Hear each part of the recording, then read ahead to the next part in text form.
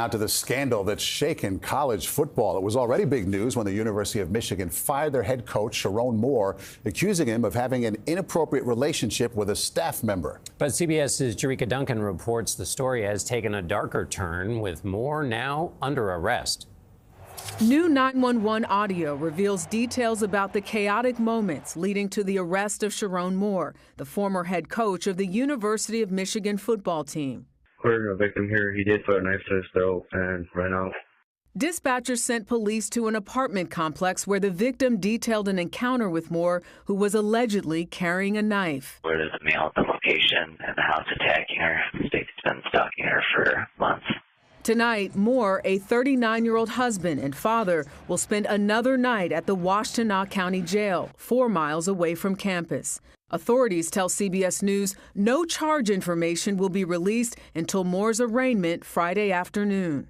We're going to spend a lot of time figuring out what happened in that hour or two after Shannon Moore was fired, before he was detained by police. Moore was fired Wednesday with cause, according to the school's athletic director. They said Moore, quote, engaged in an inappropriate relationship with a staff member. Well, I was completely and totally shocked and bitterly disappointed.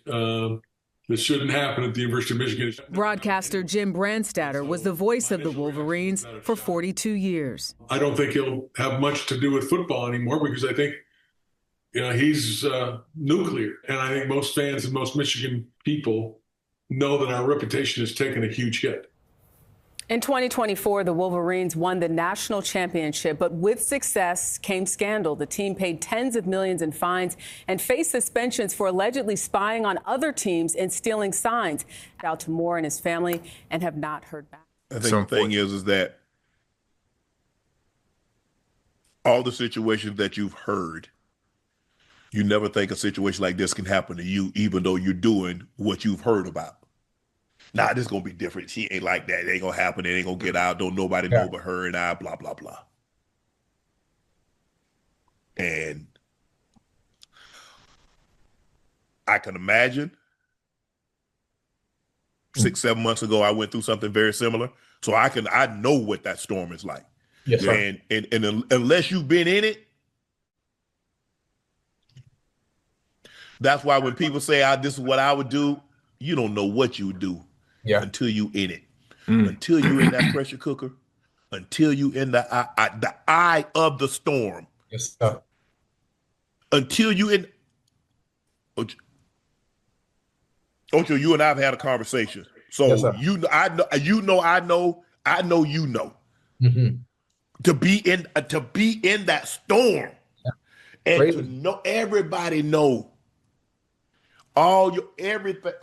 everything that you worked your entire life for, you feel it like it's crumbling right before your eyes. You gone. Yeah. And the only people that's going to be there, it's going to be a select few.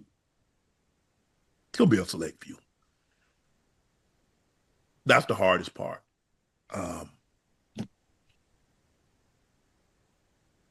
Hell, there's some people I don't hate anybody, but there's a few people I really have a strong disliking for.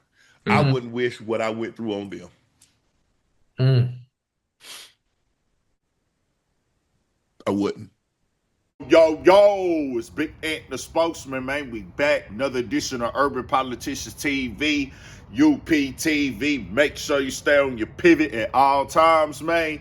Had to come tap in on Shannon Moore once again, and I had the links in the description where you can watch the clip in the beginning in full from CBS Evenings. And then also somebody else who went through something similar, Shannon Sharpe, letting it be known what it's like to be in that storm. And I got to tell you like this, Shannon Sharpe is correct. You all know if you ain't never been in it. So my main thing that I'm going to tell you to do is stay on your pivot and stay out of it. As I'm going to tell you like this right here, bro. It's real scandalous up there in Michigan, man. That dirty glove getting real dirty with Michigan University. Just keeping it all the way 100 as Yeah, dog, it's so much going on with this, and I tried to keep it light in my video earlier today because I can't confirm everything still, but bro made his own bed. I know people want to make this and make it that. You're married with 3 kids, 3 little girls at the house, bro, and to be honest with y'all, you get fired. Now, mind you, this is a $30 million contract he under, which they don't got to pay no more because of the fact he violated it. And now, hey, we just get away clean. But the situation here is, y'all, him going to that house with that knife, allegedly, and I want to be correct. I only want to put out certified facts. I see all the stuff online where it get real and dark and dirty and nasty. But I don't want to put all that out yet because it ain't confirmed. But this is what they said. I can't confirm this stuff, though. I want that to be clear.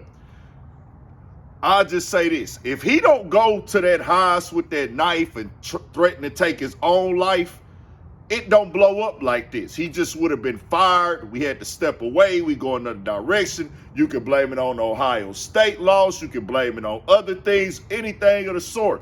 But when he took it to that level, they get everybody conversing, everybody talking. We've seen different scandals from different coaches throughout this time, throughout these years. It's been this coach getting fired, knocking something down, this coach getting fired, knocking something down. But in his situation, he turned it into some fatal, like, other type of stuff by pulling that knife out. And that took it to this whole other thing. And it got real nasty, yeah, just keeping it all the way 100. It's just call it, when it's 2 snow bunnies involved in the situation, that's going to turn into that conversation. And now we here. So just at the end of the day, though, this is on him. You know what I'm saying? No matter how you slice the pie, no matter how you serve it, split it down, bust it down, and bring it back around, bro sat up there and he decided to jump in there and play.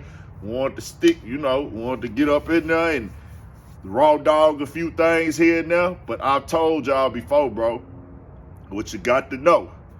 Yes, they can sweep stuff under the rug for you. You win and they do that. Can happen. But when it comes to you having a job, and this come from me way back in the day, growing up as a young dude, like having a job, I done seen at my old job back in the day where they get rid of the boss and one of the managers because he messing with one of the coworkers.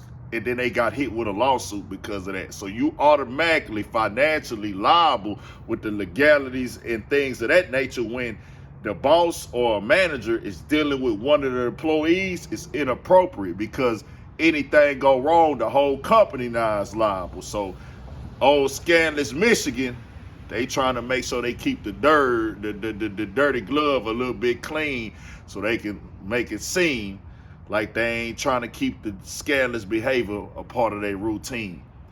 Bro most definitely went down through it. Shannon Sharpe went down through it, so he can kind of relate just a little bit of what dog going through, but he didn't end up in jail. So Shannon Sharpe, like, yours wasn't as dark as his. You was able to, like, not go crash out like him because bro really took it all the way down through there. And your family got to deal with that now. You got to deal with that.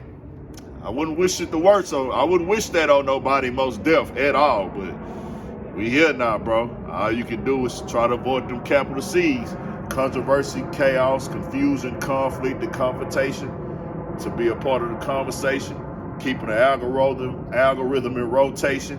And we most definitely got to add crashing out to his situation. Tell me what y'all think. We got more coming, more videos, all that. 1,000 for shit show. Stay on your pivot.